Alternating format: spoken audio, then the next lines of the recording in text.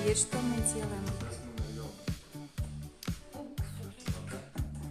В бутылочке немного воды, мы добавляем туда немного какая там уксуса. вода? Возьмите ложку. Я уже хотел попить. Что ты, нельзя такое пить? Достаточно.